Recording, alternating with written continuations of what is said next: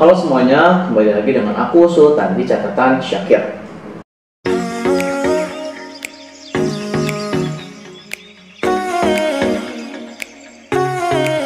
Di video kali ini kita akan membahas atau sharing tentang penyelamat kita semua.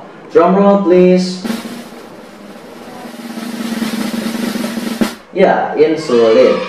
Kok penyelamat?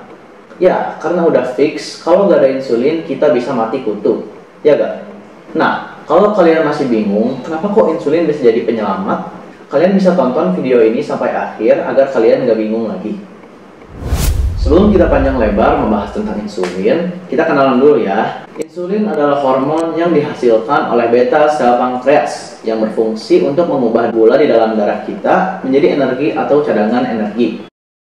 Jadi, kalau misalkan nggak ada insulin, karbohidrat yang berfungsi sebagai sumber gula di dalam tubuh kita atau di dalam darah kita hanya akan mengumpul, nggak jelas, dan menyebabkan hiperglikemia.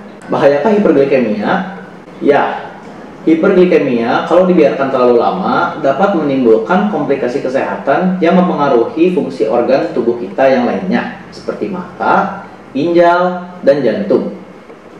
Atau bahkan parahnya lagi, hiperglikemia ini bisa membuat kita kehilangan kesadaran atau koma. Bagi kami yang diabetes mellitus tipe 1, sumber insulin dari luar tubuh sangatlah penting. Karena tubuh kami sudah tidak mampu lagi untuk menghasilkan insulin atau memproduksi insulin.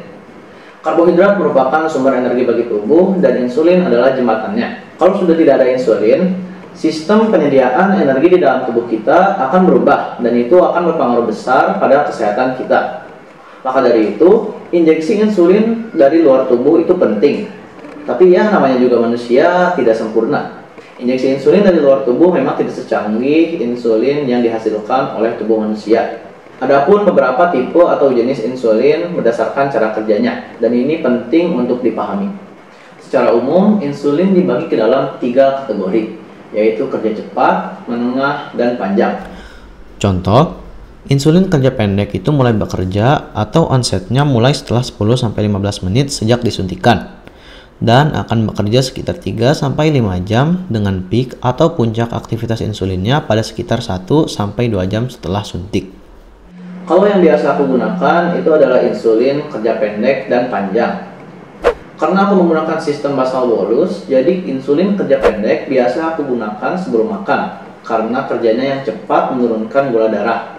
Sedangkan yang kerja panjang biasa aku gunakan di malam hari sebelum tidur. Tapi sistem ini bervariasi ya, bisa jadi ada yang lebih jarang atau ada yang lebih sering. Sedikit bercerita, sebelum akhirnya aku menggunakan Novorapid dan Lantus, aku menggunakan Novomix dan Levemir.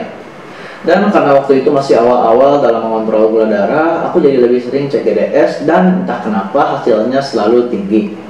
Frustasi gak sih? Udah diatur makan, rajin cek GDS, suntik insulin tapi gula darahnya gak turun-turun. Ya, itu yang aku rasakan pada saat itu. Jadi aku putuskan untuk kontrol ke dokter endokrin. Setelah berkonsultasi dengan dokter endokrin, akhirnya diputuskanlah aku untuk mengganti insulin menjadi Novorapid dan Lantus.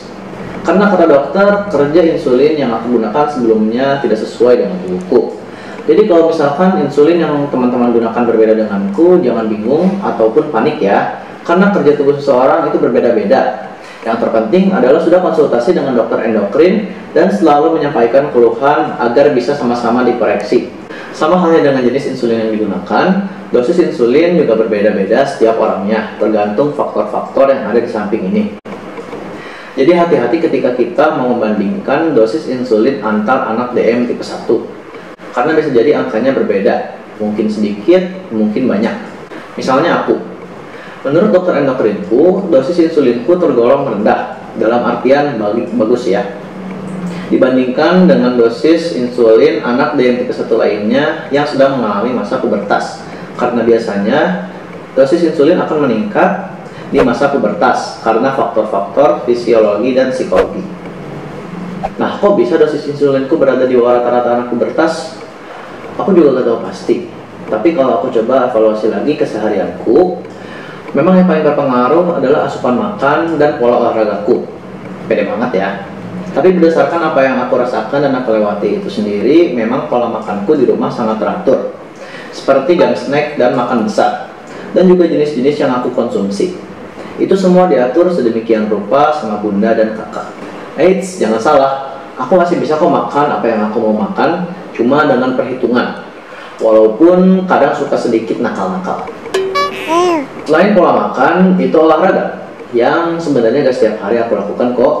Ya, seminggu kurang lebih dilakukan selama 3-4 kali, 30-60 menit setiap sesinya. Dan ini rutin kok olahraganya, gak cuma kalau aku mau saja. Nah, mungkin beberapa dari kalian ada yang berpikir, oh mungkin kalau habis suntik insulin gak aman, gak akan hiperglikemia. Nah, ini kurang tepat. Yang namanya manusia pasti tempatnya salah dan khilaf. Jadi seenggaknya nih pernah sesekali kebablasan makan atau nakal-nakal. Dan ini dapat menyebabkan hiperglikemia. Solusinya apa? Koreksi insulin. Yang biasanya perbandingan unit koreksi insulinnya telah ditetapkan oleh dokter endokrin per sekian hasil GDS yang di atas range target. Misalnya, unit koreksiku adalah 1/30 dan hasil GDS-ku adalah 230. Sedangkan target GDS-ku adalah di bawah 170. Nah, karena unit koreksiku adalah 1/30, jadi tinggal dibagi 60 dibagi 30 dan akan mendapatkan hasil 2. Jadi, unit koreksi yang dibutuhkan untuk mengkoreksi hasil gula darah sewaktuku adalah 2 unit. Lagi-lagi, jangan dibanding-bandingkan atau malah diikuti persis contoh unit koreksi ini ya. Karena tiap orang, unit koreksinya berbeda. Jadi lebih baik dikonsultasikan lagi dengan dokter endokrin ya. Nah, last but not least, kita sudah tahu kan istilah dari koreksi insulin. Jangan sampai kita lalai dalam mengatur pola hidup, terutama pada pola makan. Karena bahayanya ketika kita salah hitung dan justru banyak insulin yang masuk ke dalam tubuh dapat menyebabkan hipoglikemia, yaitu lawan dari hiperglikemia. Selain terlalu banyak insulin yang masuk ke dalam tubuh, kurangnya asupan makan dan juga terlalu banyak aktivitas yang menguras energi seperti olahraga juga dapat menyebabkan hipoglikemia. Bagus dong kalau gula darahnya rendah. Ya agak gitu juga. Justru yang bagus itu ketika gula darah berada di dalam ambang batas normal, tidak lebih dan tidak kurang. Semoga di video kali ini kita bisa sama-sama untuk menarik kesimpulan untuk tidak membanding-bandingkan kondisi atau kebutuhan anak DM tipe 1 dan memudayakan untuk rajin kontrol dengan dokter endokrin yang jauh lebih paham tentang kondisi DM tipe 1 ini supaya kita bisa lebih nyaman beraktivitas di setiap harinya.